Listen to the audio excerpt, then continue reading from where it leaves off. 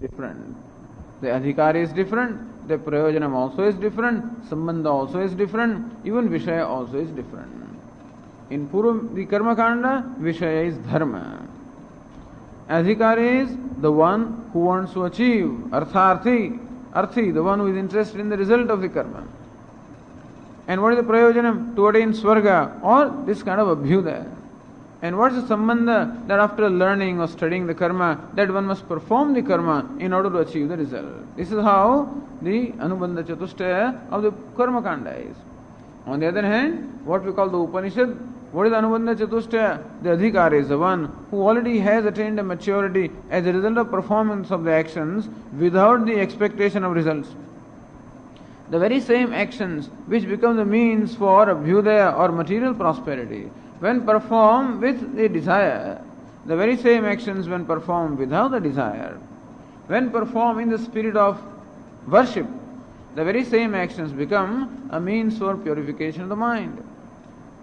And that's how the adhikari for the Upanishad is the one who has this purity of the mind. And what is this prayojanam? He is the one who wants moksha, total liberation, because there is a maturity of understanding in life also. The two adhikaris are different in as much as they have different perception of life. The person who performs the karma has a perception of life that if he performs the karma or some rituals, then the ends that the rituals enable me to attain are the ends that I am seeking. He has not yet recognized his own needs. So he thinks that by attaining the material prosperity that he will be able to fulfill the purpose of his life. The adhikari for the Upanishad on the other hand is the one who has determined that his needs are not limited needs, that karma being limited, no attainment as a result of performance of karma can ever satisfy him for any great length of time, that what he is seeking is lasting happiness or lasting fulfillment which cannot be attained as a result of karma. It can be only attained by the knowledge of Brahman or Atma which is everlasting. And therefore he is seeking knowledge. So adhikari is different. What is the Vishaya? The subject matter of Upanishad is Brahman, whereas the subject matter of Karmakanda is Dharma. And as yesterday we saw, Dharma is Bhavya, something that occurs in future, where Brahman is Bhutam, something which is already there. So here we are talking about attainment of what is already there, and there we are talking of attainment of what is not presently there, what is yet to be attained. And therefore, that whole sambandha or the relationship or the attitude that I have towards the knowledge also is different. No? And therefore, the Anubandha Chatushtaya for the Upanishad being quite different from that of the Karmakanda. Therefore, the Upanishad requires a Mimamsa, requires an analysis. Meaning the analysis performed by the Purva Mimamsakas is not the analysis which does the justice to the Upanishad, and therefore it is necessary that we should carry out this analysis or Mimamsa. So Agatarthatvam, that no, the Upanishads have not been analyzed before this time, and therefore that analysis must be performed. Third question was, is there really an adhikari? Who is adhikari? So that becomes the third topic. How one sutra reveals four things. So these four are the meanings of the first sutra, Athato Brahma Jignasa. That it reveals the Vishaya and Prayojanam. It reveals the Agatarthatvam. It also reveals Adhikari. If Adhikari or the qualified student is not there, there is no purpose in studying this Shastra. Is there an Adhikari? Then Bhashyakara showed how the word Atha, which means Anantaryam or thereafter, that reveals the occurrence of something which must necessarily be there before Brahma Jignasa can arise. Before anything can happen, before an effect must happen, some cause must be there. Asadharanam karanam karanam. Some asadharana karanam or some invariable factor must necessarily have taken place before Brahma Jignasa can arise, because we find that everyone and anyone does not have Brahma Jignasa. So what is that specific and unique thing that has happened in order that Brahma Jignasa or desire to know Brahman can arise in a given person? Tad Vaktavyam, that must be stated. And that is, again when we study the Upanishads themselves reveal Viveka, Nasta Kratah Kratena, Vairagya, Nirvedamayat. And this is how Viveka, Vairagya, Samadhi, Shakta, Sampatti, this all discussed right in the beginning. So, Shanto, Dantahu, Paratastitikshuhu, Shraddha, Vittaha. So, this is a fellow who must go to the teacher and study. So, these qualifications are stated in the Upanishads in different places. And only when these qualifications are cultivated by the student, that he becomes an adhikari. So, yes, there is an adhikari. Not too many perhaps, but then definitely such adhikaritvam or yogyata or the qualifications can definitely be there. When one studies the scriptures, one will come to know. And thus this adhikaritvam can be there, and therefore there is an adhikari for the Vedanta Shastra, and therefore the Vedanta Shastra must be analyzed, must be studied.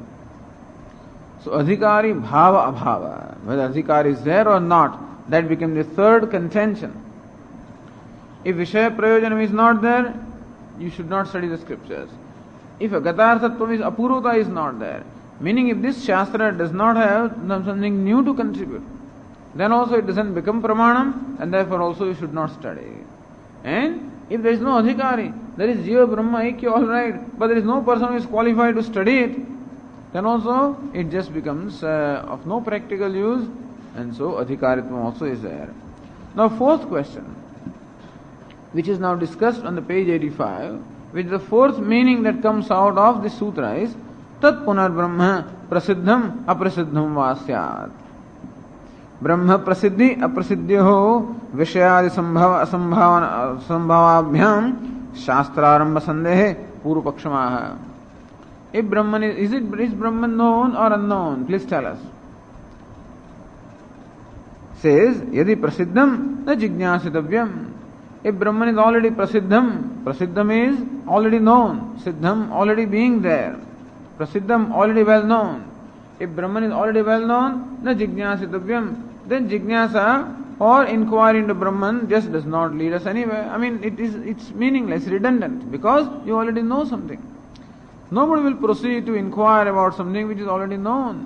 So if Brahman is already well known, then this Mimamsa is of no, not needed.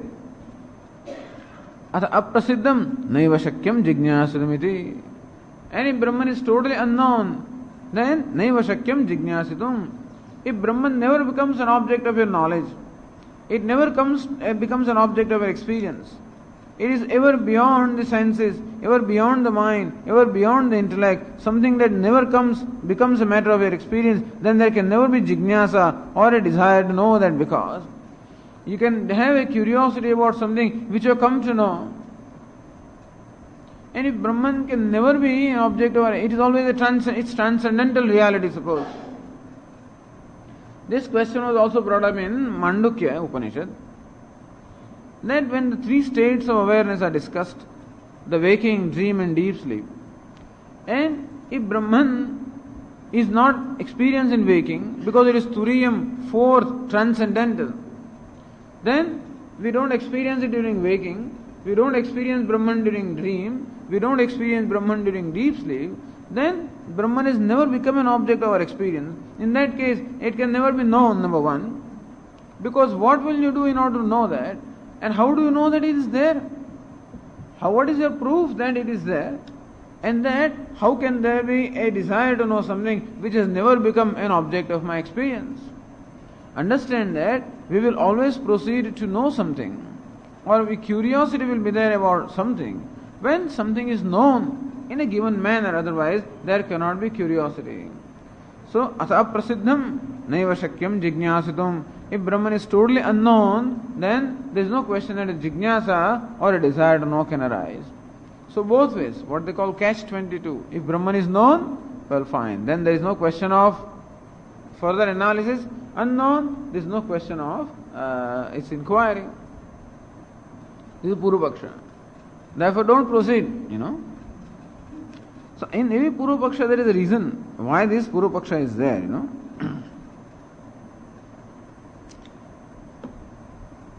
He says,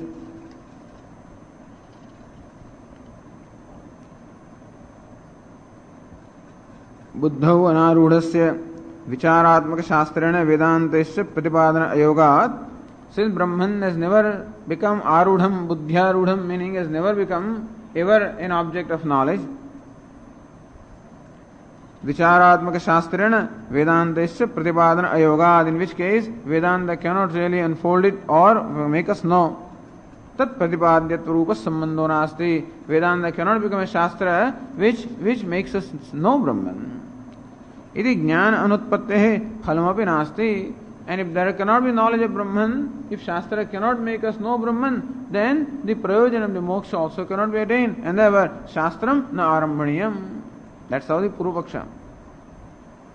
Then what the Siddhanta says? Apata prasiddhya vishayadilabhat arambhaniyam. Now the Siddhanta, the Vedanta says that, well, we cannot say that the Brahman is known, nor can we say unknown, or we would say that Brahman is known as well as unknown. This is what we call apata prasiddhi. Satyam jnana. You come to know Brahman in general way, either in some discussions or in course of the study of the books of the scriptures. Brahma vidapnodi param, knower of Brahman attains param. Satyam jnanam anantam Brahma. In this manner, when you come to know Ayama Atma Brahma, you not quite understood what all those statements mean, but at least it has registered in your mind that this Atma is Brahman, that knower of Brahman attains limitless. This is called, so when we have what we call paroksha jnanam, or a general knowledge, indirect knowledge, but not really a clear knowledge, then this is a unique condition where a curiosity can arise. What do they mean by this? They say that knowledge of Brahman, by knowing Brahman one attains the limitless. What is that Brahman? Then naturally a question arises as to what are the characteristics of Brahman. So this fourth one is at the end. Because moment the jignasa arises, then you will ask this question, what is Brahman? What are the characteristics? Kim tad Brahma? Janmad yasyatah. The question will, the answer will be given. So, says Bhashyakara, Uchyate,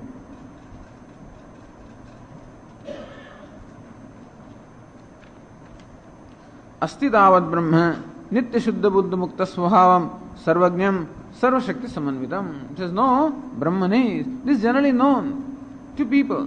That is God. Brahma means God. Nitya Shuddha Buddha Mukta Swabhavam. And God always has to be Shuddha, pure. Mukta, free. Buddha, enlightened, omniscient. Sarvajnam, Sarvashakti Samanvitam. Has to be omniscient, omnipotent. That God is. If such a thing is not there, if this Astikya Buddhi is not there, certainly there will be no activity, or there will be no initiative with reference to study of the scriptures. So who will proceed to analyze the scriptures or study the scriptures? One who has the Astikya Buddhi. Asti Brahmedi Ched Veda Santamenam Tato Viduriti. If one says Brahman is not there, well, his life also is gone, wasted only because there will never be on his part a desire to know Brahman. On the other hand, one says Brahman is, then there is a desire to know it. Astityevo balabdasya tattva bhava prasidati. When Brahman is known as Asti, then tattva bhava, the true nature of Brahman, will someday become favorable to him. So when will Brahman become favorable to one? When one begins with this proposition that Brahman is. And what kind of Brahman? Not Brahman which is there someplace in the sky. Well, whatever concept you have. But here, preferably, Nitya Shuddha Buddha Mukta Swabhavam, Sarvajnam, Sarvashakti Samanvitam, Asti Tavat. This is general Apada Prasiddhi. Generally we come to know in satsangs, or in reading the books, or in course of study of the Vedas. Swadhyayo Adhyetavya. That's the reason why in the olden days it was compulsory that everyone must study one's own branch of Vedas. Swadhyaya means whichever branch of Veda you study, some of the other statement will be there. Because Upanishads are there in every branch of the Vedas.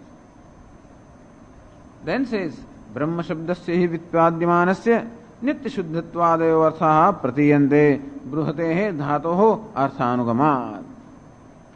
The word Brahma, which is derived from the root Bruh, Bruhatehe Dhatoho Arthanugamat. When you really pursue the meaning of that which is revealed by this root Bruh, in the sense of Vruddhi, in the sense of bigness, then automatically you will come to know that Brahman, which is that which is big or which is expansive. So when you really try to imagine or try to visualize something which is all expansive or all big, then you will automatically come to know that it must be Nityam also. It must be free from birth and death, because otherwise it cannot be big. It must be Shuddham, pure. Anything that is impure is subject to modification and therefore will perish. Buddham, it must be of the nature of knowledge. It must be a conscious entity, not inert, because inert is an effect and therefore is subject to destruction.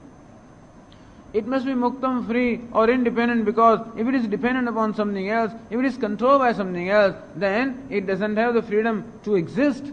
It's something else that will decide whether it exists or not, and therefore also it cannot be Nityam.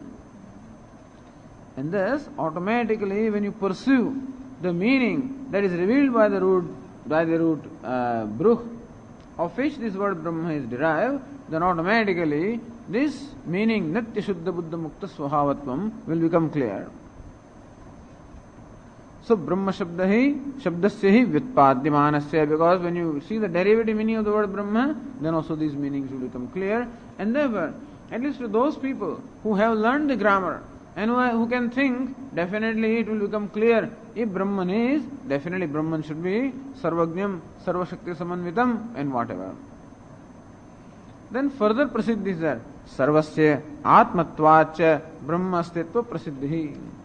Inasmuch as Brahman is the self of all, even though we do not know, we may not know Brahman as such, but then inasmuch as Brahman is the very self of every living being, and therefore the self is always known to everyone. Brahma Astitva Prasiddhi, because Astitva or existence of Brahman is known to everyone. In what manner? By way of knowing the existence of the self. Everyone knows the self exists. Sarvo hi Atma Astitvam Pratyeti na Nahamasmiti. Everyone knows Atma Astitvam, that Atma is. No one ever knows the self is not there. No one ever has a knowledge, I am not. Everyone has a knowledge, I am. And therefore that I is known as an ever-existent entity. Yadi hi na atmastitva prasiddhi syat sarva loko nahamasmiti pratiyat.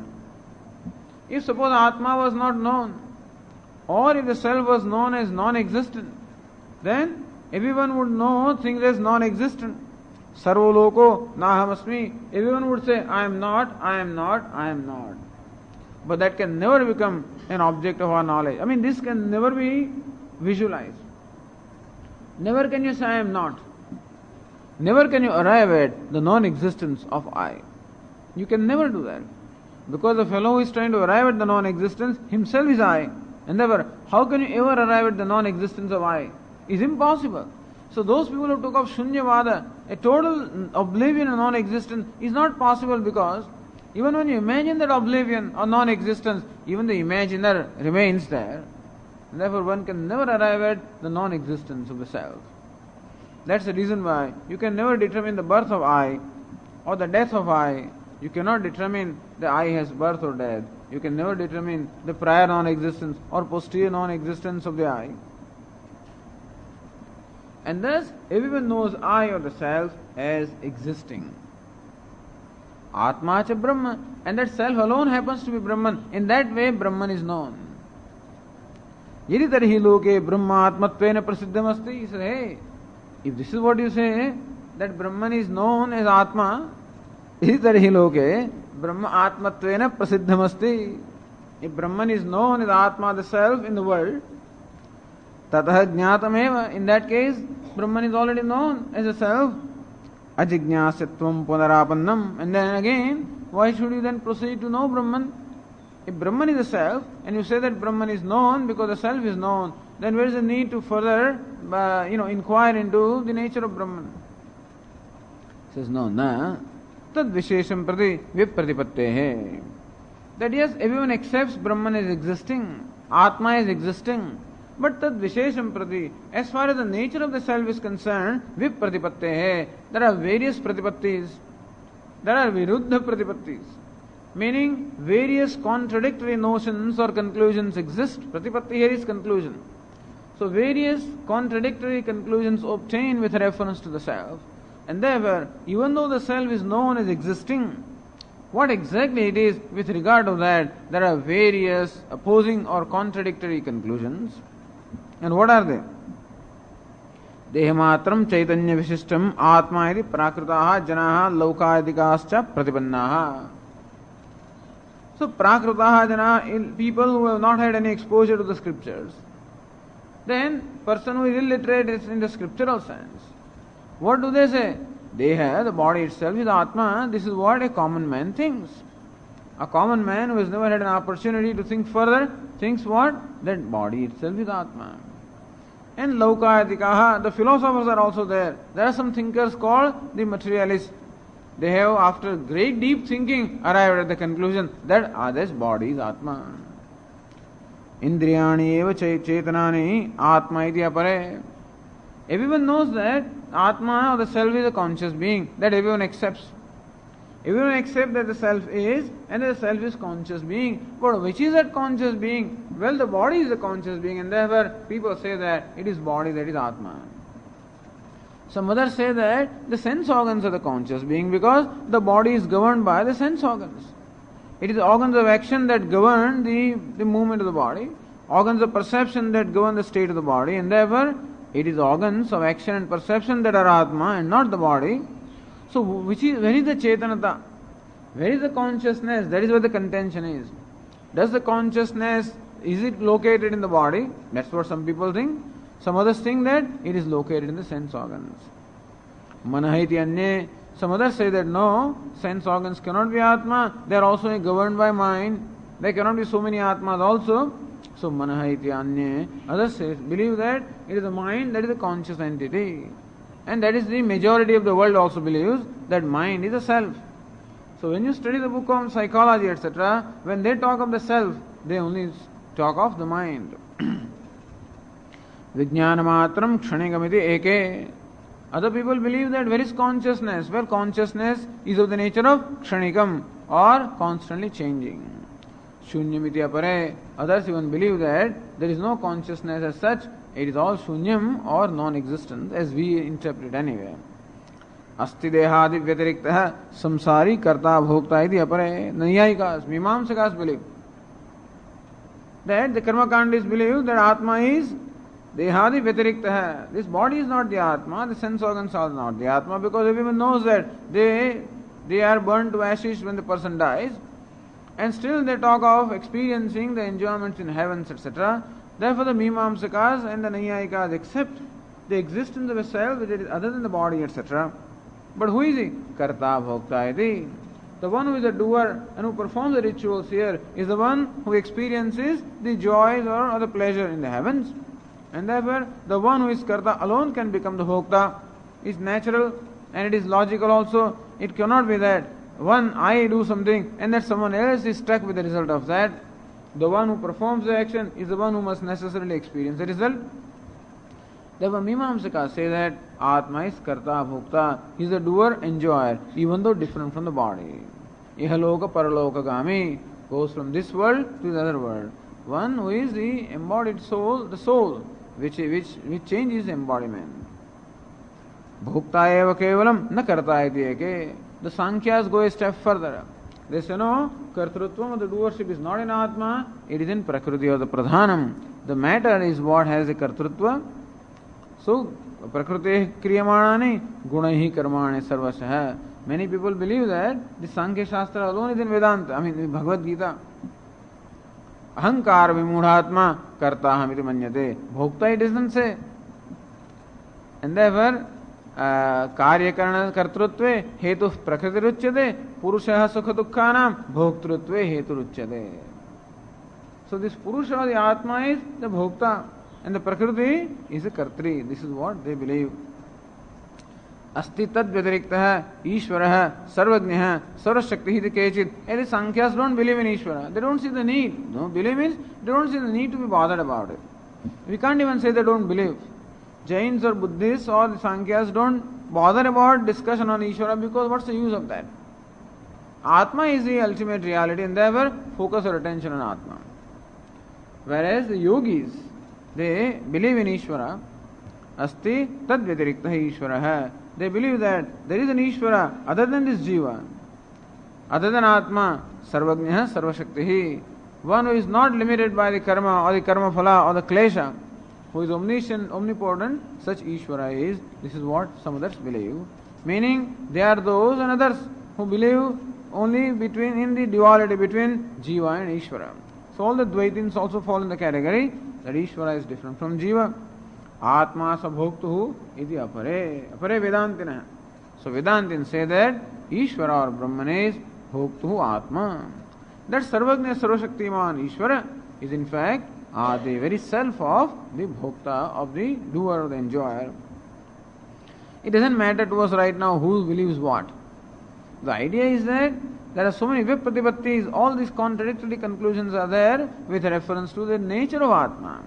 Even though existence of Atma is accepted with reference to its nature, there are so many contradictory conclusions, and therefore it becomes necessary to ascertain the true nature of Atma, and therefore the need to analyze the scriptures. Evam bahavaha vipratipannaha yukti vakya tad abhasa samashrayaha santaha. And all these people, they have something in support of their view, of course. All these people that we talked about, all of them are astikas. Most of them, anyway, except the Shunyavadins, etc. Meaning, even though they also find some statements of the Vedas. So all of these people seek to support their conclusion with the help of reasoning, with the help of the statement of the scriptures, which reasoning really is nothing but a show of reasoning. It is yukti abhasaha. Vakya. They also take the statements of the Shruti. But what statements? Only avantara vakyas, not mukhya vakya. So in the Shruti there are so many vakyas are there. There are secondary statements or supporting statements which lead up to the final statement of Tattvamasi. Or Brahma puchham pratishtha Savaesha purushondara samaya. So Taittiriya Upanishad may say. So you can take that statement and say that, look, here it says that Atma is, the body is Atma. But then there is only Vakya Abhasa in as much as it is not the principal statement. So taking such statements and the yuktis also, they somehow support their contentions. Tatra avicharya yat kinchit pratipadyamanaha nishreyasat pratihanyeta anartham cha iyat. And therefore, yat kinchit pratipadyamanaha, without really performing an inquiry. There is a method of performing an inquiry. There is a method of tatparya nirnaya, or arriving at the purport of the scriptures. So lingam tatparya nirnaya, upakrama upasamharaha, apurvam, then abhyasaha, apurvam, and phalam, upapatti, and arthavada. So these are the linga by which we can determine the purport of a particular text. These people who arrived at the purport of the Upanishads have not really done a proper analysis. And therefore, it is necessary that we should determine the purport of the Tatparya of the Upanishad in a proper systematic manner. That is called Vichara. Vichara is what? Here Shravanam is Tatparya Nirnaya. What is the Tatparya of the purport of the scriptures? Tatra avicharya, if without really performing a proper deliberation, yat kinchit pratipadyamanaha, if you simply arrive at some kind of a conclusion and hold on to that conclusion, because this is a very important thing. The conclusion about the Atma or conclusion about the self is the most important because that really governs our life. All our values are ultimately governed by what conclusion we have about the self and about Ishvara and about the goal of life. And therefore, whether a person has studied the scriptures or not, whether a person is literate or not, each one has conclusions about the self and about Ishvara and about the goal of life, and these are the conclusions which really govern his choices moment to moment. And therefore, yat kinchit pratipadyamanaha is some kind of a conclusions when they become the very guiding factors in our life. Nishreyasat pratihanyeta, one fellow will be deviated from the very goal of fulfillment that he is seeking. Anartham chayyat, not only one will be deprived of the achievement of the goal, anartham chayyat. On the other hand, not will one be distracted from the main road, but will fall into all kinds of pits. Anartham chayyat, then will invite suffering in the life. Therefore, so important. This is the thing. What is the self? What is that I am seeking? Where is what I am seeking? What is the name? If that is the most important thing to really deliberate upon, because it is that which determines everything that I do in life. At every moment, the way I conduct myself is only governed by what I take myself to be. The way I respond to the world also is determined by what I take the world to be. And therefore, everything and anything that I do at every moment is really determined by my perception of life, the perception of the self, the perception of God, perception of the goal of life. These perceptions really govern all my responses and everything that I do or don't do. And therefore, the perception of the truth is so very important. Otherwise, not only one simply is deviated or distracted from one's path, but then one really falls into the trap of all kinds of suffering. Therefore, tasmat, otherwise we would not bother. If this was not the most important thing, if you could do without this, or if something else can also give you some guidance, then there is no need that we will spend our time on this. But without this knowledge, one's life really becomes, we would say, not only meaningless, becomes in fact a source of all the suffering. So in order to lead a meaningful life, a life which becomes a means for the pursuit of the goal, which is what the life is meant for, that it becomes a meaningful life, it is necessary that this deliberation must be performed, and therefore we are going to perform deliberation. Otherwise we would not have taken your time. Tasmat Brahma Jignasa Upanyasa Mukhena. And therefore, by way of presenting Brahma Jignasa, somebody says that the vichara or the deliberation that you are talking about is not directly presented in the sutra. Sutra says Athato Brahma Jignasa, and where do you say that we should perform vichara or deliberation upon Brahman? So Bhashyakara says Brahma Jignasa Upanyasa Mukhena. By way of presenting the Brahma Jignasa, what Sutrakara really implies, what he is targeting is Brahma Vichara. This is what we call the Jahal Lakshana, where the Jignasa Pada is totally given up and replaced by Vichara Pada. And so, by Jahal Lakshana, Upanyasa Mukhena, Vedanta Vakya Mimamsa, Tat Avirodhi Tarkopakarana, Nishreyasa Prayojana, Prastuyate. Prastuyate is commenced. What? Vedanta Vakya Mimamsa. An analysis on the statement of the statements of Vedanta. That's all we do. Inasmuch as Vedanta is accepted as Pramanam, inasmuch as Vedanta is accepted as the valid means of knowledge to reveal the nature of the self and nature of reality, it is taken for granted that Vedanta is Pramanam. And therefore, what do we do? When we say Vedanta or Upanishads are Pramanam, what is Upanishad? Upanishad is nothing but the collection of group of statements. And therefore, in order to understand, gain the knowledge of the truth, all we have to do is to analyze the statements of Vedanta. So Mimamsa is analyzing the statements of Upanishads or Vedanta in order to arrive at the purport or the perception that the Vedantas present. That is called Mimamsa. And once you have that perception, when that becomes your perception, definitely your life is going to be determined by that perception anyway. And therefore, a person will adopt whatever values that are necessary. So Vedanta Mimamsa, Vedanta Vakya Mimamsa. Vedanta Mimamsa means Vedanta Vakya Mimamsa. Vakya also means actually Mahavakya. And that is the Pradhana Vakyam, Mukhya Vakyam. And then there are Avantara Vakyam. The other secondary supporting statements which talk about Jiva, Ishvara, Jagat, Maya, etc., Mithya, all of these things are talked about as something that ultimately enable us to understand the main statement which reveals the identity between Jiva and Brahma. So it is Mimamsa of Tattvamasi only. But in order to do the Mimamsa or analysis of Tattvamasi, you must also analyze Tat and Tvam and Asi. And then to analyze Tat, you must analyze Jagat and Jagat Karanam and all kinds of things. And that is how all the rest of the analysis comes. But really Vedanta Vakya is what? Only Tattvamasi. Or any similar statement which reveals the identity between Jiva and Brahma. Tat Avirodhi Tarkopakarana. And this analysis is going to be a logical analysis. It is not that the Vedanta says something which we accept it without without really deliberation upon that we will analyze the statements of Vedanta with the help of logic. What kind of logic? Tat avirodhi tarkopakarana.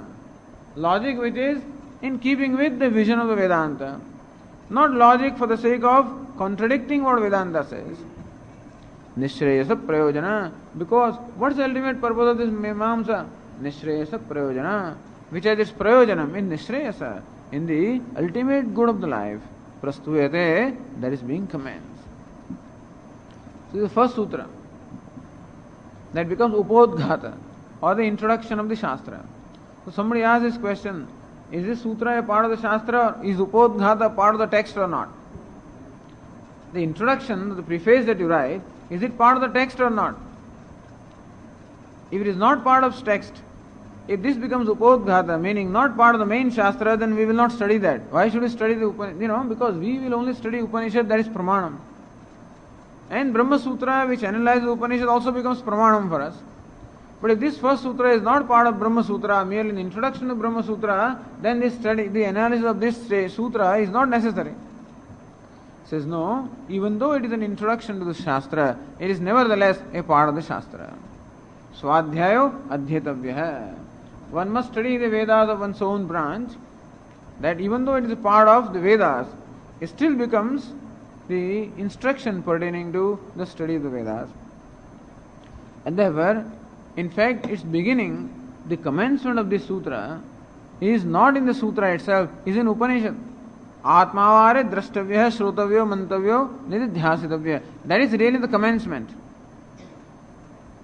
And since this sutra only relates to that particular statement, it has its source in the Shruti there, and therefore it analyzes Shruti also. At the same time, it becomes an introduction to the rest of the Shastra. So, it is part of Shastra. Still, prastuyate, as Bhashyakara says, now the Vedanta Vakya Mimamsa prastuyate. Here is commenced an analysis of the Vedanta statements. So, somebody wonders whether when you say now it is commenced, what we are doing so far? Even so far also we are analyzing Vedanta Vakya alone, but Shrotavya, that Vidhi Vakya was being analyzed, and so this is also part of the scripture. Okay, I think with now this much introduction, we can proceed with the second sutra. Before we go there, there is this verse, 2 verses on the top there, which summarizes this adhikaranam. This is called the Janmadi adhikaranam. First one was called Jignasa adhikaranam. It happens that Brahma Sutra has so many topics. What is it? 191 or some number of topics are there. And a given adhikaranam or topic has one or more sutras. And every adhikaranam has a particular Vishaya. It relates to a particular mantra or the statement of the Upanishads. In this case, each one of the 4 sutras becomes a topic in itself. So first sutra is one topic, Jignasa. Second sutra is another topic, Janmadi, meaning the creation. So for this sutra we have this Vaiyasika Nyayamala, which gives in 2 verses the total analysis of the adhikaranam, all the 5 angas of the adhikaranam. Samshaya or Vishaya. Vishaya. First is Samshaya, the doubt. Then there is the subject matter. And then Purvapaksha. Now in doubt, first the doubt, then which is the particular relevant mantra, subject matter. Then Purvapaksha, the contention of the opponent. Then Siddhanta or Purvapaksha, then Uttara, the resolution of Purvapaksha. And Siddhanta, the final conclusion. So these are the 5 elements of the adhikaranam. And all these 5 are stated for every adhikaranam in the Vaiyasika Nyayamala. So we can take a look at that. Brahmanam lakshano nasti kim vasti nahi vidyate janmade ranyanishthatvat satyadescha prasiddhitah brahmanishtham karanatvam syal laksham sragbhujangavat laukikani va satyadini akhandam lakshayantihi. Question. Now, Lakshanam Brahmano nasti kim va asti? Sandeha. There is a doubt. lakshanam brahmano nasti kim va asti. Says here the Tika, yato va, you can just listen to this. Yato va imani bhutani jayante, yena jatani jivanti, yat prayanti abhisamvishanti, tad vijijñāsasva, tad brahmeti. This statement of the Taittiriya Upanishad and Satyam Jnanamanantam Brahma, another statement from the Taittiriya Upanishad, iti Vakyadvayam Vishaya. The subject matter of this adhikaranam of the topic is these two statements, which give us Lakshana or characteristic of Brahma. What kind of Lakshana? There are two Lakshanas. Two characteristics are there. One is called Tatastha Lakshanam, other is called Swarupa Lakshanam. What is Tatastha Lakshanam? It says here, Tad bhinnatve sati tad bodhakatvam. That's one. Even though remaining, that Lakshanam remaining different or separate from the subject matter, still makes us know the subject matter is called Tatastha Lakshanam. Or Yaval Lakshakalam Anavasthitatve sati Vyavartakatvam. Even though it doesn't all the time remain with the Lakshya, and still it distinguishes the Lakshya from the rest of the things. The famous example is the crow in the house of Devadatta. So when you want someone to see where does Devadatta live? In a flat where there are so many, all the flats are identical to one another, similar to one another. For one to know where is Devadatta, you see that balcony where the saris are hanging, something like that. So that becomes the characteristic of Devadatta's flat or apartment. It's not that the saris are always hanging, that wherever you go to his house, that saris are always going to be hanging. But then they are hanging at a given time. So not that the saris are a part of this house or always an invariable characteristic of the house, and thus in spite of that not being there, they still enable us to identify the house, distinguish the house from all other houses. Therefore it is called Tatastha Lakshanam. Where that particular car is parked, where the cow is grazing, and things like that. That are what we call incidental characteristics, incidental attributes, and not the invariable attributes. So Tatastha Lakshanam.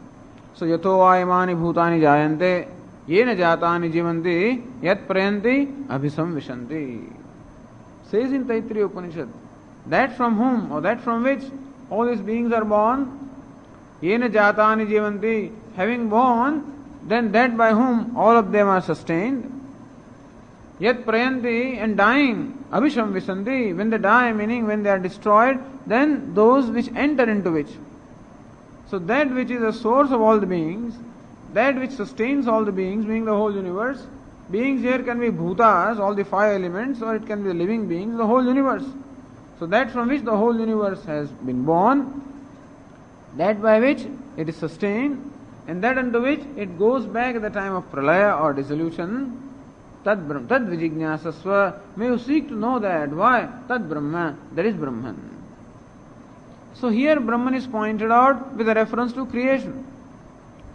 Our attention is not on Brahman, our attention is elsewhere. For example, when we say that Devadatta's house is the one where a red car is parked, then our attention is on the car and not on the house of Devadatta. And similarly, that is the characteristic of Tatastha Lakshanam. And similarly also when it is said that from which the world arises and by which it is sustained, etc., then our attention is where? On the creation and not on Brahman. But then also, by way of revealing Brahman to be the cause of the creation, this particular statement does reveal Brahman, not directly but indirectly, as the cause of creation. Therefore this is called Tatastha Lakshanam. But then you must also suppose, then you must also be able to identify. Alright, it is a material cause of the creation. But what is it in itself? Satyam, Jnanam, Anantam Brahma. Another statement from Taittiriya Upanishad, that Brahman is Satyam. It is true, meaning it is indestructible, invariable, that which cannot be negated. Satyam means non-negatable. Jnanam, it is conscious. Anantam, it is limitless. So this statement enables us to identify Brahman as it is. That is called Swarupa Lakshanam. Swarupam sad vyavartakam yatha prasivyaha prasivitvam. That which is Swarupam, the very nature of the thing, and that which distinguishes the thing from rest of them is called Swarupa Lakshanam. Lakshanam is what? Sajati vijatiyebhyahi vyavartakam lakshanam. A characteristic that distinguishes an object or a thing from things of its own class as well as things of other class, Sajati and the Vijatiya. Visheshanam is that which enables a thing to be distinguished from the Vijatiya. Whereas Lakshanam is that which enables a thing to be distinguished from Sajatiya. And so Sajatiya and Vijatiya, from both of them, a Lakshanam distinguishes an object, and so it is called Lakshanam. Satyam Jnanam Anantam distinguishes Brahman from everything. From anything other than Brahman, if there is another Brahman from that. So that's why it is called here Swarupa Lakshanam. So iti Vakyadvayam, these two statements, one which reveals the Tatastha Lakshanam, other which reveals the Swarupa Lakshanam, Vakyadvayam Vishaya. This becomes the Vishaya or the topic under discussion which this particular sutra seeks to address itself and analyze. Tatra Shruyamanam Brahma Lakshanam na ghatate ghatate va iti samshaya. Then question is, this Brahma Lakshanam, this Tatastha and the Swarupa Lakshanam which we just read about, which is revealed by the scriptures, by the Shruti, ghatate na ghatate va. This definition, does it really reveal Brahman, or is it really being able to identify and characterize Brahman or define Brahman or not? Is this definition really proper or not proper, adequate or not adequate? This is the question. Shruti does say Satyam Jnanam Anantam Brahma, or Yato va imani bhutani jayanti.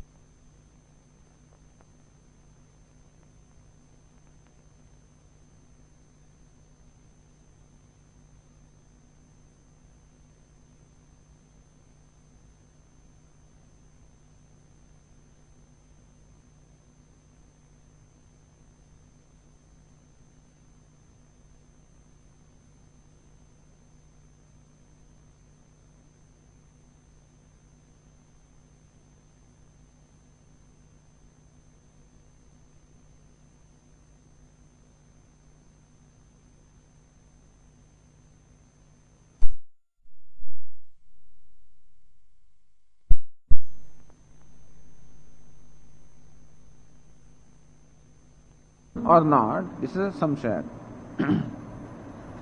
Purvapaksha na ghatate says no, you cannot define Brahman, or this definition of Brahman is not proper definition of Brahman. Tathai, then the Purvapaksha explains himself. So see the verse, Lakshanam Brahmano nasti kim va asti. This samshaya. Is Lakshana of Brahma is there or not? Nahi vidyate Purvapaksha. That Brahma does not have Lakshanam at all, it cannot have any definition. Why is it so? Purvapaksha explains, Janmadehe Anyanishtatvat Satyadescha Aprasiddhitah. Janmadehe Anyanishtatvat. Here you are defining Brahman, and how do you define? That from which the birth of that which from which the creation comes, that which by the creation is sustained. But this Janma, Sthiti, Bhanga, they belong where? They belong to creation, not to Brahman.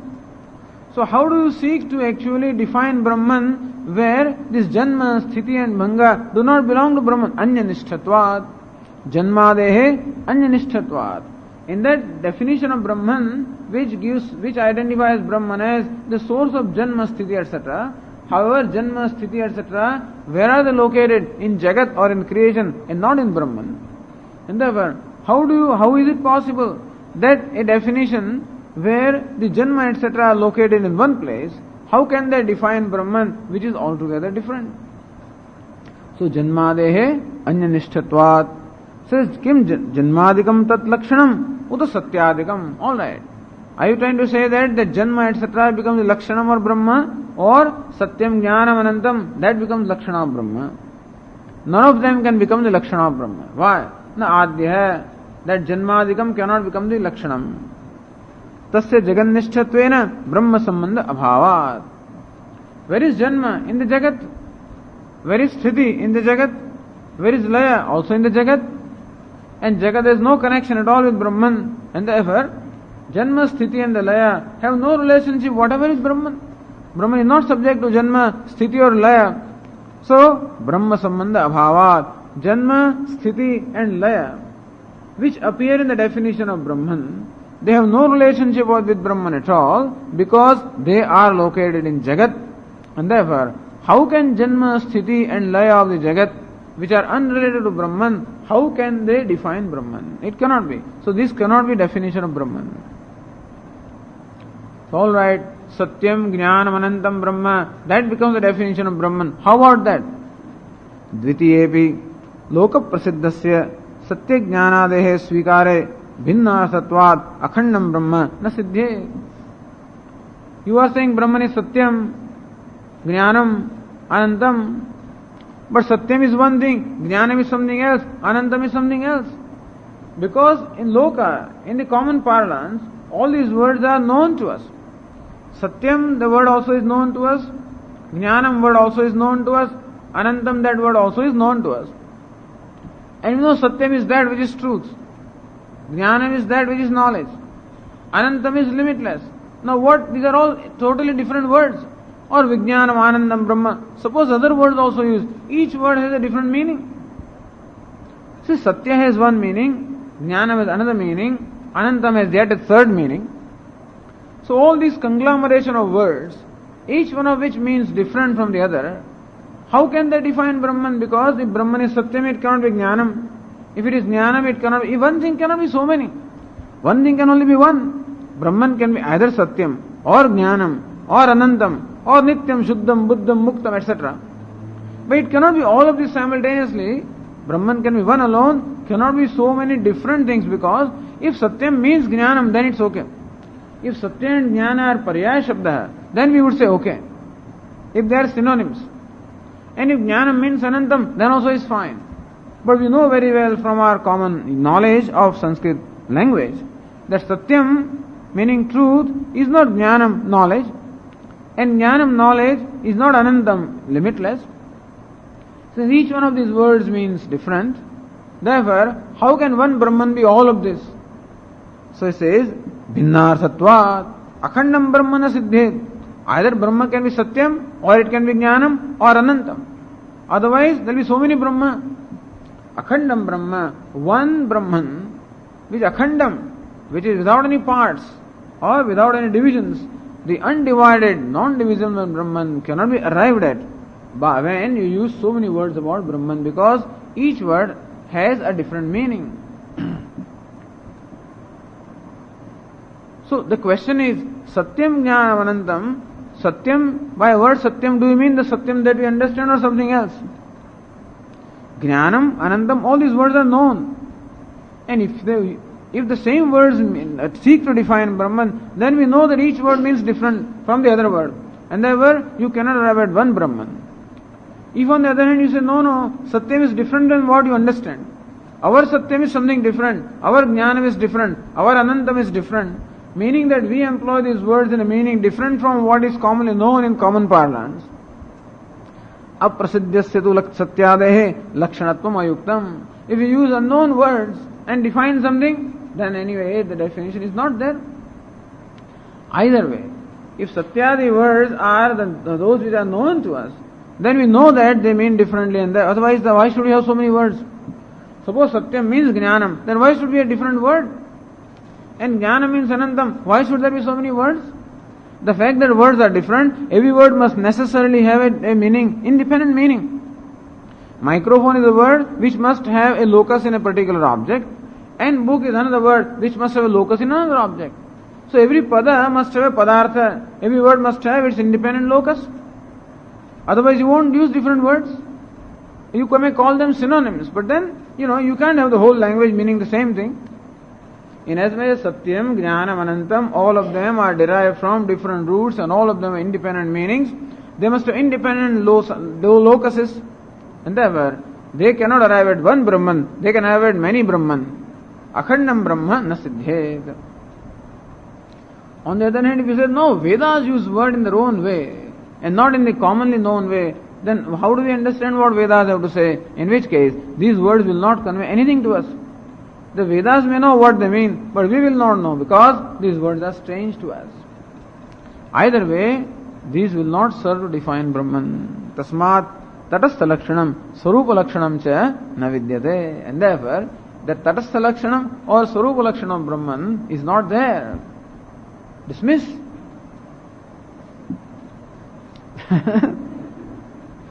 Atra uchyate. You think the Vedantins have to contend with all these people, they're all very smart fellows. And so you must be better than them in every respect. Atra uchyate, then the answer is given. The second verse seeks to give the answer. This is called the Uttara. Brahmanishtam karanatvam syal lakshyam srag bhujangavat laukikanyeva satyadini akhandam lakshayantihi. Says Brahmanishtam karanatvam syal lakshyam srag bhujangavat yal lakshanam rupa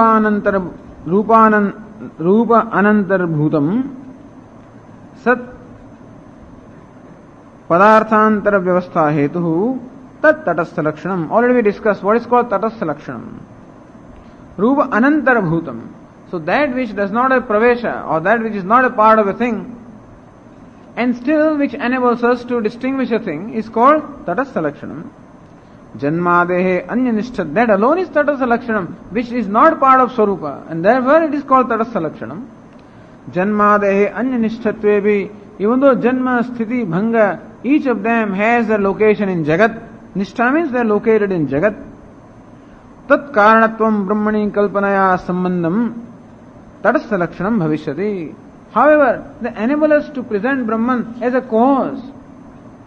So not that Janma, Sthiti and Laya is in Brahman, but Brahman is presented as the cause for Janma, Sthiti, Laya. In that sense, Janma, Sthiti, Laya, which are located in Jagat, also enable us to point out Brahman by way of being the cause of these.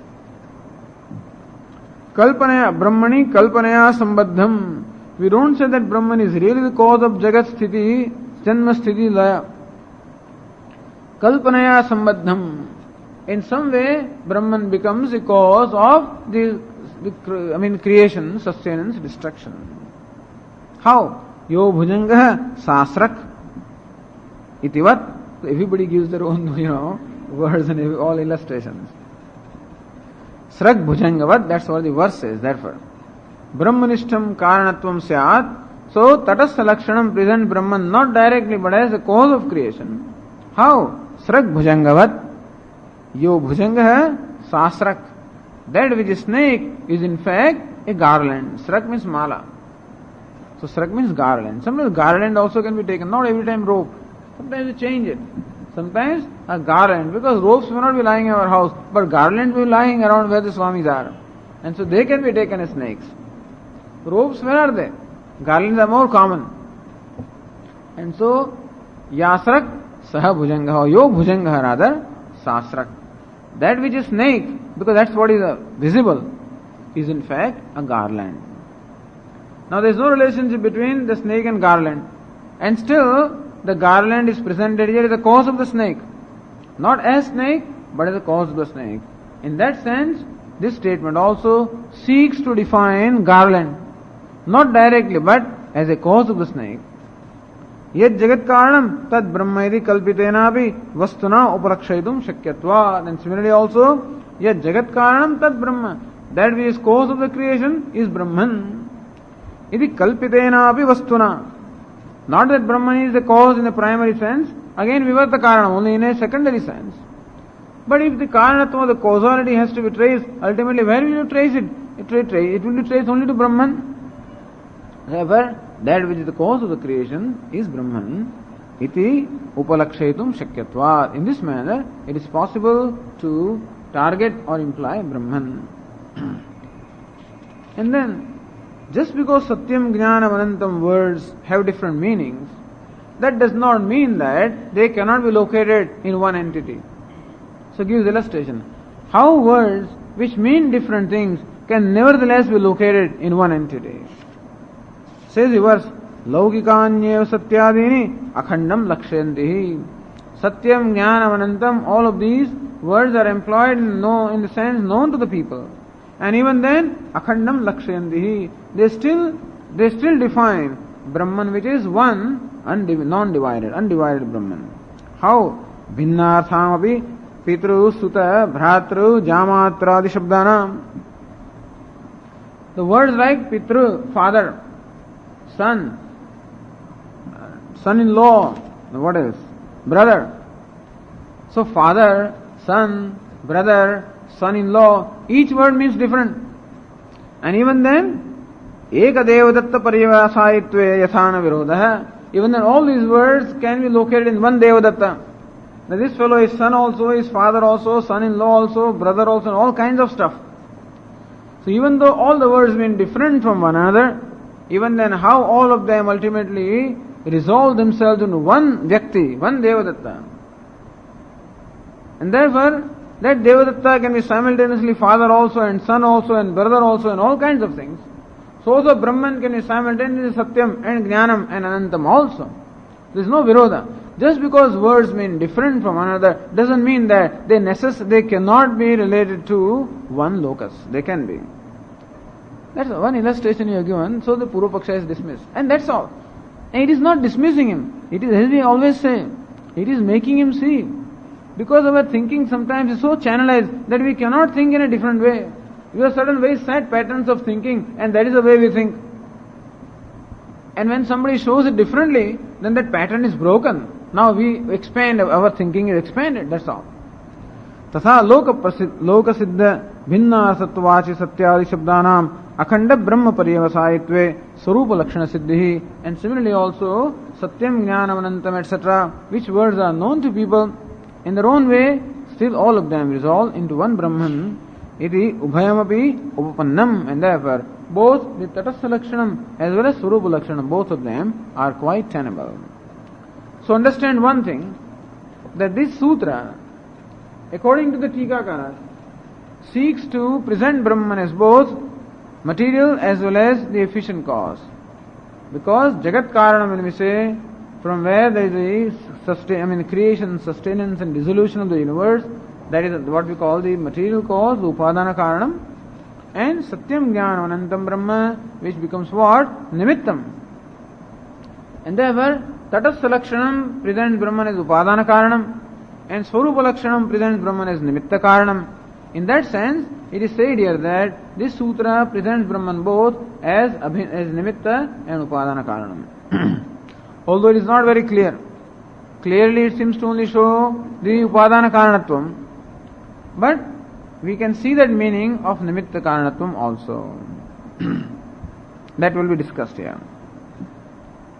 Then Ratna Prabha now begins the introduction of the Bhashya. Prathama Sutrena Shastrarambham Upapadya Shastram Arabhamana Purvattaradikaranayoho Sangatim Vaktum Vrittam Kirtayati. Bhashyakara. Prathama Sutrena Shastrarambham Upapadya. Prathama Sutrena, I am reading Ratna Prabha now on the page 94. By the first sutra, Athato Brahma Jignasa, Shastrarambham Upapadya. Upapadya having logically shown, Upapatti means logic. Upapadya having logically shown, Shastrarambham, that the Shastra must be commenced. The four possible doubts about the commencement of the scriptures were all answered or resolved by the first sutra. Whether Vishaya Prayojana is there or not, whether Agadarthatvam is there or not, whether Adhikar is there or not, or whether the Jignasatvam is there or not. So these four possible questions were raised and answered in the first sutra, or Bhashyakara showed how the first sutra answers all these four questions and establishes that this Shastra must be commenced or must be analyzed. Thus, having logically shown the viability of the analysis of the scriptures, Upadya, Shastram Arabhamanaha, and therefore having established the logic, the validity of, or the tenability of the study of the scriptures, Shastram Arabhamanaha, the one who is desirous now of commencing the Shastra, Purvottaradikaranayoho Sangatim Vaktum, First of all, you must see the Sangati, means the connection. So what's the relationship between Purva Adhikarana and Uttara Adhikarana? What's the relationship between the previous topic and the new topic? There must be some relation. It cannot be irrelevant. What follows cannot be unrelated to what has preceded. And therefore, our intellect works that way. It always works with association.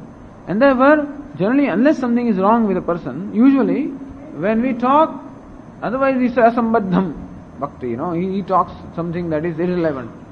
Usually, a thinking person or an intelligent person always talks in a relevant manner. That the second sentence always must have some relationship with the first sentence. Or the first sentence also will show the need for the second sentence. Otherwise you won't talk. Natu vasa vakyam samuccharyata. People who talk for the sake of talking is a different thing. But when you are teaching, let us say, that is what the scripture is doing. Sometimes talking is for entertainment and then it's a different sangati. But here, in case of a teacher, or when something is unfolded, then the unfoldment must have some logical relationship necessarily, because the intellect always works on the basis of logic. Therefore it becomes necessary for us to understand what made it necessary for the second sutra to be there, and what kind of a background that the first sutra created, which ultimately is addressed by the second sutra. Has the first sutra created some question that is answered by the second sutra? Or has first sutra created a doubt that is answered by second sutra? Or has first sutra introduced an idea which is completed by the second sutra? That is how we should understand. That is called sangati. Different kind of sangati or different kind of relationships are there. And therefore, what is the exact nature of sangati or relationship that second sutra has, or second adhikarana has, not sutra. Inasmuch as every sutra forms an adhikarana on a topic, what is the sangati of the relationship the second topic has with the first topic? That must be first clarified, which is what Bhashyakara seeks to clarify. Purvottar adhikaranayoho sangatim vaktum vrittam kirtayati. Vrittam means what has already preceded. Kirtayati, it is again sung here. So Bhashyakara restates what has been already discussed in the first sutra. Brahma iti, that's how Bhashyakara begins here, introduction of the second sutra. Says here on the page 94, Brahma jignasitavyam iti uktam. This is the summary of the whole first statement, Brahma jignasitavyam iti uktam. This is what has been stated in the first sutra. That Brahma jignasitavyam vicharayitavyam. That one must deliberate upon Brahman. This is what is stated in the first sutra. So Ratnaprabha gives his own summary of that statement. Mumukshuna brahmajnanaya vedanta vicharaha kartavyeti uktam. Bhashyakara is too brief, not that Ratnaprabha is too elaborate, but then fills up some essential the gaps there. Not by anybody and everybody. Brahma jignasitum. By whom? Mumukshuna. Mumukshuna means by the one who is desirous of moksha, by one who is desirous of nishreyasa. What for? Brahmajnana. For the knowledge of Brahman. What is jignasitavyam or vicharayitavyam? Jignasa is interpreted as what? Vedanta vicharaha kartavyaha. That a deliberation upon the statement of Vedanta must be done by mumukshu for the sake of knowledge of Brahman. This is what is stated in the first sutra. Continues Ratnaprabha, Brahmana vicharyatva अर्थात प्रमाणादि विचाराणाम प्रतिज्ञातत्वेपि ब्रह्म प्रमाणम ब्रह्म युक्ति ही इत्यादि विशिष्ट विचाराणाम विशेषण ब्रह्म ज्ञान विना कर्तुम अशक्यत्वात् तत्स्वरूप ज्ञानाय आदौ लक्षणम वक्तव्यम. So when can you commence the deliberation upon Brahman? Brahmana vicharyatva uktya. When the first statement says that Brahman is vicharyam, meaning it must be deliberated upon, arthat, in the natural course, arthat, by the way, or what naturally follows, that Brahma pramanam, pramanadi vicharanam pratignatatvepi, and this was discussed also in the course of the first sutra. Brahmana jignasa, Brahma jignasa, where it is Vishaya Shashti, Nadu Sheshe Shashti. So Brahma becomes the primary Vishaya or the subject matter of Jignasa or inquiry. And when you say Brahma is the primary topic to be inquired, naturally whatever is associated with Brahman or whatever is necessary in order to carry out that inquiry into Brahman must necessarily also be inquired into. So what is Brahma Pramanam? What is the source of knowledge of Brahman? Yukti, what kind of reasoning is to be done? All of that also needs to be inquired into. Then alone Brahman can be inquired into. So Arthat, without having directly stated, by way of not implication here, Arthat means in the natural course it follows that Brahma Pramanadi Vicharanam Pratignadatvebi, the first sutra is of the nature of Pratigna or of the nature of the proposition that Brahma is to be inquired into. And in that proposition of Pratigna automatically are included the Vicharo, inquiry into things which are related to Brahman, which will require to be known in order to make an inquiry into Brahman. And therefore we have to understand that those things are also proposed to be understood.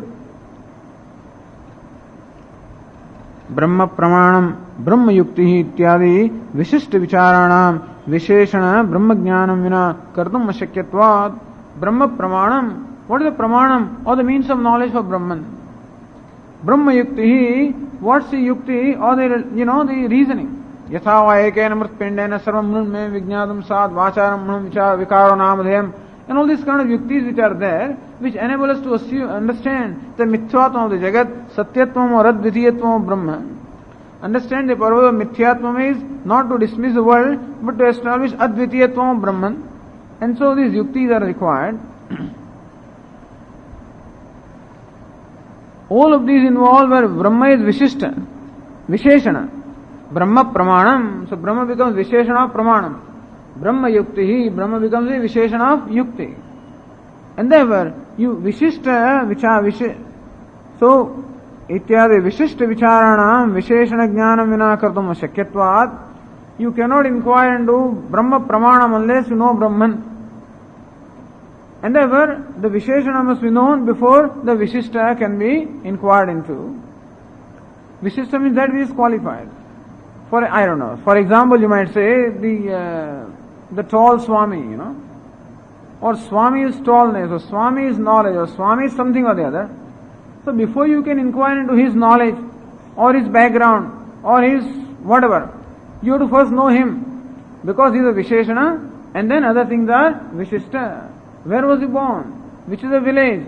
Swami, when a birth is there, how old are you? Where is the question? When first you know the Swami, then the question of his birth, question of his place, question, all those things can be answered subsequently. So before the Visheshya can be answered, the Visheshana has to be answered here. So Visheshana Brahma Jnanam Vina Kartum Ashakyatvat. We cannot proceed to actually inquire into the Pramanam etc. before we actually also ascertain what is the nature of Brahman. Tat Sarupa Jnanaya. In order to gain the knowledge of Sarupam or the nature of Brahman, Adu Lakshanam Vaktavyam. And therefore, first thing that must be done is, Adu, right in the beginning or in the first thing that should be done is Lakshanam Vaktavyam. You must state the Lakshana or the characteristic of Brahma. What is Brahma? Athado Brahma Jignasa. What is happening there? Huh? Kabutar baitha hai. So can we stop that? Lakshanam Vaktavyam. And therefore one must give the definition of Brahman when you say Athado Brahma Jignasa Kartavya. Now then thereafter the inquiry upon Brahman must be performed. Naturally first question arises, Brahma Jignasa requires the knowledge of Brahman. Kim tad Brahma? What is that Brahma? Then therefore the answer must be given. What is the Lakshanam or the definition of Brahma? Then immediately Purvapakshi comes. So Vishaya is what? Brahma Lakshanam becomes the Vishaya of this particular Adhikarana. Then Purvapaksha, Tanna Sambhavati, says you cannot define Brahman. Or the definition that you give of Brahman, it really doesn't define Brahman. Either way. Here that is what it is. It isn't that you cannot define Brahman. The definition of Brahman that you presented, they do not define Brahman. Iti akshipya. Akshipya means this is how the akshepa or the negation is first there. Question. सूत्र कृतम पूजन एव लक्षण सूत्रम अवतारयति. Sutra kritam pujan. So Bhashyakara expressing reverence for the Sutrakara. Sutra kritam pujan eva expressing the reverence for the Sutrakara. Lakshana Sutram Avatarayati. The second Sutram is called Lakshana Sutram because it gives Lakshana or the definition of Brahman. Jignasya Purushartha Brahmaswarupasya Sutrakrita Darshitatvat Bhagavaniti Padaprayogena Pujan eva ityartha. Second sutra, in as much as how come Bhagavan, Bhashyakara says Bhagavan Badrayana or Bhagavan Sutrakara. Why? Because Jignasya Purushartha Brahmaswarupasya Sutrakrita Darshitatvat. What a great favor he has done. Sutrakara, by really giving us the definition of Brahman, which is Jignasya Purushartha. Brahman, which is what? Is that which attains the ultimate goal of our life when we know Brahman. And therefore, by giving us directly the definition of Brahman, the Sutrakara has done a great favor to us. So it is by his grace that we come to know Brahman, and therefore, by way of presenting Brahman, which is the object of the ultimate attainment, the knowledge of which, since Sutrakara has done there, therefore Bhashyakara expresses his reverence to the Sutrakara by using the word Bhagavan. So that is the expressing the reverence here. Kim Lakshanam iti, says Bhashyakara. Kim Lakshanam punaha tad Brahma ityaha Bhagavan Sutrakaraha Janmadyasya yataha. Kim Lakshanam punastad Brahma. Then again, what is the nature? Or what's the nature of that Brahman? Ityataha. Since that question will arise, Kim Lakshanam punastad Brahma. What is the Lakshana of that Brahman? Since that question will naturally arise, because the first sutra. So first sutra in fact raises this question, an akanksha on the part of the reader, on the part of the student. What is the nature of that Brahman? Since the question will necessarily arise as a result of the first sutra. Aha Bhagavan Sutrakara, the revered Sutrakara, or that's all we have to say. Not Lord Sutrakara, Bhagavan means the revered Sutrakara. Aha says here Janmadyasya yataha Brahma. So Tad Brahma, so Janmadyasya yataha Tad Brahma. So Brahma word is not repeated here, because already it has been stated in the first sutra, Athato Brahma Jignasa. So question will be, since Brahma is the Visheshanam of the word Brahma Jignasa, and therefore since Jignasa of the Vichara cannot be carried out unless Brahman is first ascertained, therefore naturally one will ask the question, what is the nature of Vichara? That will not be the question. What is the nature of that Brahman which is to be deliberated upon? And therefore it is understood that this word this Brahman is primary in the mind of the student, and therefore you need not state that. So student is asking, what is the nature of that Brahman? Janmadyasya yataha, that from which asya jagataha janmadi, that from which of this universe, janmadi means janma, sthiti and the laya of this universe is, that is Brahman. So Brahma word is not repeated, that is anushanga, meaning that idea is continued here. Okay, now Ratna Prabha explains, Kim Lakshanam punastad Brahma, Kim Akshepe. What when you say, that means you are questioning a person. What do you mean? Then I question if there is any meaning in what you say, There are ways of asking what, What do you mean? When you say that means I have my own doubts about the whether there is any meaning in what you say, And so, therefore, Kim Akshepe. What is the Lakshanam of Brahman? Means, I don't think that Brahman can really be defined. Or the definition that you are presenting really define Brahman. Kim Akshepe. Akshepe means in negation. First of all, he dismisses or negates that Brahman can be defined, or this definition really will be able to define Brahman. Meaning what? Nasteva Lakshanam ityartha. So Purva Pakshi says. So how the different elements of Adhikarana are already given by Bhashyakara. You have to see them, that's all. Vishaya is there, Samshaya is there, Purva Paksha is also there what? Nasti eva lakshanam ityartha. So Purva Pakshi says that Brahman, there is no lakshana of Brahman. We don't think that Brahman can really be defined or that this definition really is able to reveal Brahman. Akshepena asya uttanat akshepa sangatihi. So Bhashyakara gives sangati in this manner. So kim lakshanam, by first word kim which is in the sense of akshepa or the negation, therefore the relationship that this sutra enjoys the previous sutra is called akshepa sangati. The connection by akshepa or negation. Lakshana Jyoti Vedantanam Spashta Brahmalinganam Lakshe Brahmane Samanvaya Ukte Shruti Shastradhyaya Pada Sangataya. All Sangatis, it is necessary that we must understand the place of every sutra in the whole scheme of things. You cannot study anything, a part, without the relationship that the part has with the whole. Otherwise, you will study the part all right, but will not understand how it fits into the whole. So it is necessary where every verse of Bhagavad Gita relates to every other verse. How does a verse of Bhagavad Gita relate to the whole Gita Shastra? How does it relate to that particular chapter? How does it relate to the topic in that particular chapter? And how does it relate to the previous verse?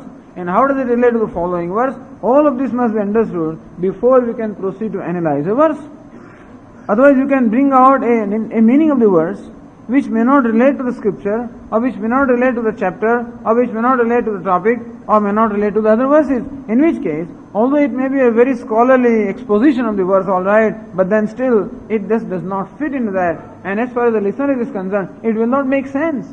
Oh, this was beautiful, alright. Bahut saras bolya. He said very well. But what does it mean? How does it relate? That we don't understand. So you go on and on with reference to something, and then we come out blank. Where does it all fit in? That we cannot determine. And we cannot determine, it remains an entertainment or some kind of a scholarly thing, but then it does not give us knowledge. So criterion here is that there must be unfoldment of every verse or every sutra. So it is necessary for us to know how does this particular sutra or the topic relate to the scripture. Does it have any relationship with the Upanishad or not? It must have. Shastra, what relationship does it have with Brahma Sutra as a Shastra? Adhyaya, how is it related to the first chapter of which it is a part? Pada, how is it related to the first quarter or the first pada, first quarter of which it is a part? All these sangatis must be there, must be known. Otherwise we cannot proceed to study this, because we keep on analyzing. But when you analyze, you must keep all those sangatis in mind. Your analysis must do justice to the way the sutra is related to Shruti, and the way it is related to Shastra, and the way it is related to chapter, and the way related to Adhyaya, and the way related to the previous topic and subsequent topic. When all of those things are taken into account in analysis, then alone your analysis will be a proper analysis. And therefore all the sangatis must be known. Tatha he proceeds to explain. This Purnanandiya says here, well, I think we have to postpone it for tomorrow now, but we'll see how the sutra is connected, to the Shruti and the scripture and everything else.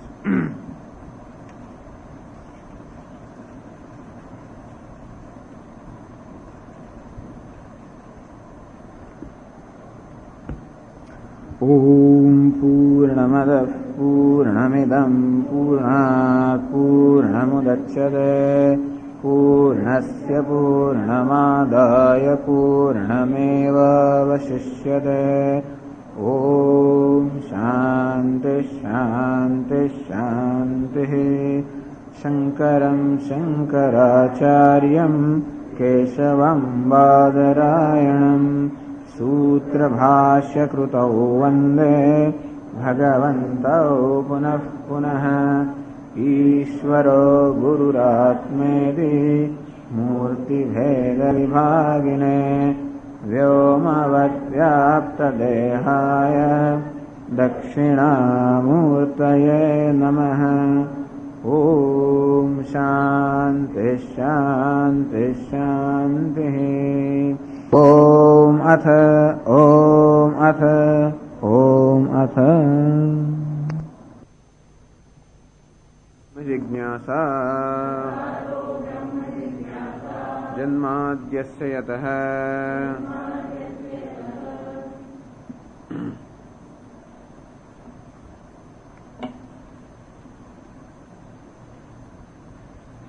Page 94.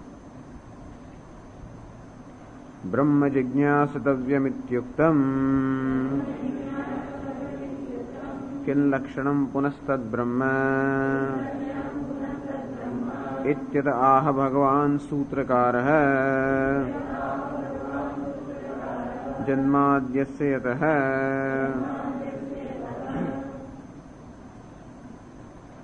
Kim lakshanam punastad brahma iti. When this question arises, what is the lakshanam or the characteristic of that Brahman? The idea is, kim akshepe. We don't think that there is a lakshanam of Brahman. Nasteva lakshanam ityartha, that Brahman doesn't have a lakshanam. Lakshana means characteristic, a definition. So Brahman doesn't have a definition. There cannot be a definition of Brahman. Akshepena asya utthanat, the akshepa sangatihi. So it is sangati or the connection between the previous adhikaranam, the previous section, which is what we call jignasa adhikaranam, and this particular topic which is called janma adhikaranam. What's the relationship between them? Akshepa sangatihi. So what has been established in the previous topic is questioned here. This is called akshepa sangatihi. It will be questioned and then it will be answered also in order to establish or in order to prove what has already been established in the previous topic. So you start questioning something and with reason it is shown that yes, there is lakshanam and therefore what has been stated in the previous topic is only reaffirmed here in this one. So this kind of a treatment is called akshepa sangatihi. Purnananda says here, लक्षण अभावात् न ब्रह्म स्वरूपम सिद्धेद येन शास्त्रारंभ स्यात् आक्षेप्तु अभिप्राय है. The abhipraya, the intention of the aksheptru, meaning the one who questions. He thinks to say that, or he thinks that there is no lakshanam or definition of Brahman, and therefore shastrarambha, shastra should not be studied. This is the idea. Asya janmadi sutrasya. Okay. Now, as we said yesterday, Lakshana Ratna Prabha said, Lakshana Dyoti Vedantanam Spashta Brahmalinganam Lakshe Brahmani Samanvaya Uktehe Shruti Shastra Adhyaya Pada Sangataya. First of all, it is necessary for us to understand in what way is this particular sutra related to Shruti, meaning Upanishad. In what way is it related to Shastra, meaning Brahma Sutra. In what way it is related to Adhyaya, the first chapter. In what way it is related to Pada, the first quarter of which is a part. So this is what we should first understand. This word Purnananda explains. Sutrasya Shrutyartha Bodhakatvat Yato va imani ityadi Shrutivihi Saha Ekartha Bodhakatva Rupa Sangatihi Veditavya. This sutra Janmadhyasya Shrutyartha Bodhakatvat, since it only teaches us, it only reveals for us Shrutyarthaka, whatever is the purport or whatever is the significance of the Upanishad. In such statements as Yatova imani bhutani jayante. So whatever Upanishad seeks to convey by this statement such as Yatova imani bhutani, that from which the world is born, etc. So whatever the Upanishad seeks to convey through such statements is what in fact is taught here by this sutra, and therefore there is ekvakyartha or ekarthata, that there is the same idea in the sutra as well as in the Upanishad. So ekartha bodhakatva rupa sangatihi, that this particular sutra teaches the very same thing that the Shruti or the Upanishad teaches, and therefore there is a correspondence or a compatibility between sutra and the Shruti. Meaning, sutramapi jagat karanatvad rupa lakshana bodhakam bhavati iti bhavaha. What the Upanishad seeks to teach by the statement Yatova imani bhutani jayante is that Brahma is jagat karanam, that from which the world is born, by which the world is sustained and to which the world resolves, is Brahman, meaning Brahma is Jagat Karanam. So that statement of the Shruti presents Brahma as the cause of Jagat. And this particular sutra, Janmadi Asyatah, also presents Brahma or defines Brahman as the Jagat Karanam or the cause of the creation. And therefore, there is this compatibility or correspondence between the Shruti and the Sutra. Alright then. Dvitiya Sutra, Prasama Padayoho, Spashta Brahmalingaka Shrutyartha Bodhagatvam Sangatihi. Now, as we know, Brahma Sutra consists of 4 chapters. Each chapter consists of 4 quarters or 4 pada.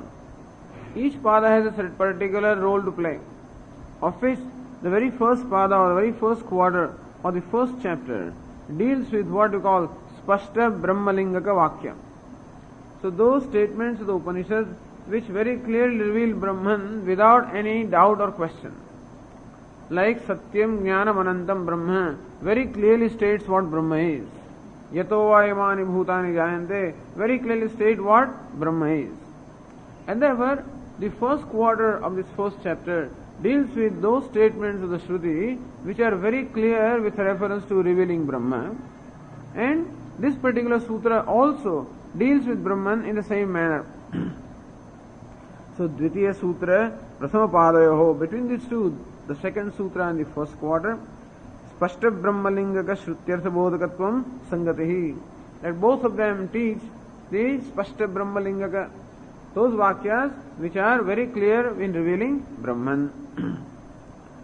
Tatcha Spashta Brahmalingatvam Jnapayati, Ratnaprabhakara also makes us see this. Spashta Brahmaling, so Lakshanat Dyoti Vedantanam, Lakshanat Dyoti Vedantanam, so those statements of the Vedanta which reveal the Lakshana or the characteristic of Brahman.